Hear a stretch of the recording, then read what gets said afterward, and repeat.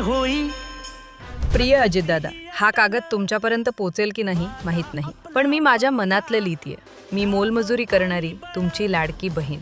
कोणाला 1500 रुपये लाभ कमी वाटत असतील, पण माझ्यासाठी तो संसार तारून नेणारा खजिना आहे आणि त्याची चावी फक्त माझ्याकडे आहे. अजितदादा, एसटीत हाफ तिकीट म्हणून मीच बाजाराला जाते.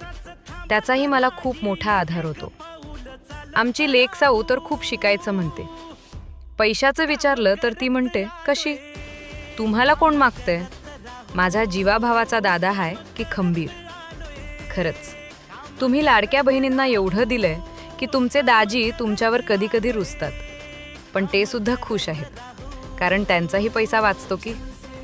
आणि अजून एक सांगते, ते काय माझ्या शब्दाबाहेर नाहीत. मी त्यांना स्पष्ट सांगितलंय, कोणी किती बी बोंबलं काही बी बोललं तरी आपलं मत माझ्या लाडक्या भावाच्या घड्याळालाच द्यायचं, कारण लाडक्या बहिणींचा मान फक्त दादाचं घड्याळ राखू शकतं.